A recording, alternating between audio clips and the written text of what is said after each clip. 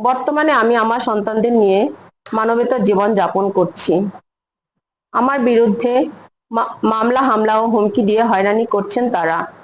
মাসুদুর রহমান ওরফে আসলাম আমার ভাসুর তাপস পাড়ইকে মিথ্যা মামলা দিয়ে আসামি করে দ্রুত বিচার আইনে একটি মামলা দায়ের করেন। ওই মামলায় আমার ভাসুর জেলও খাটে।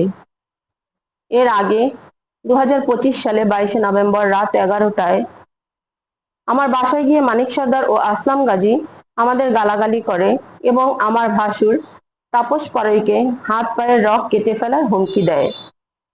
তাদের ভয়ে এলাকার প্রতিবেশী কেউই আমাদের সহযোগিতা করার সাহস পায় না, কারণ তার ছেলে বড় মাপের নেতা।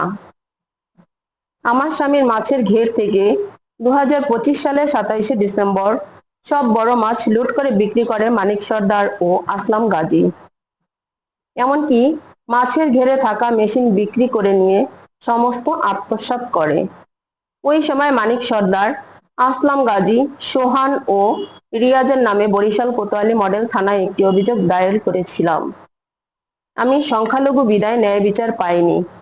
উল্টো মাসুদুর রহমান ওরফে আসলাম আমাকে ও আমার পরিবারকে মাদক ব্যবসায়ীর আখ্যা দিয়ে একের পর এক মিথ্যা সংবাদ প্রচার করে যাচ্ছে।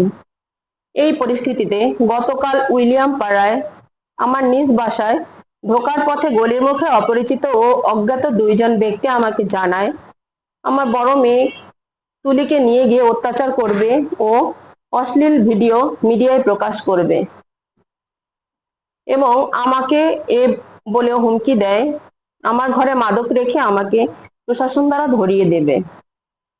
আমরা বাংলাদেশের সব থেকে সংখ্যালঘু। এমতো অবস্থায় আমি অতিশয় আতঙ্কিত, ভীত এবং নিরাপত্তাহীনতায় ভুগছি। প্রিয় সাংবাদিক বৃন্দ, আপনারা জাতির বিবেক। আজ আমি অসহায় হয়ে আপনাদের সামনে এসেছি। আমার বিরুদ্ধে ষড়যন্ত্রমূলক মিথ্যা মামলা ও ভুয়া সংবাদের সঠিক তথ্য তুলে ধরার জন্য আপনাদের অনুরোধ করছি। পাশাপাশি আপনাদের মাধ্যমে আমি ন্যায় বিচারের জন্য মাননীয় স্বরাষ্ট্রমন্ত্রীর কাছে অনুরোধ করছি।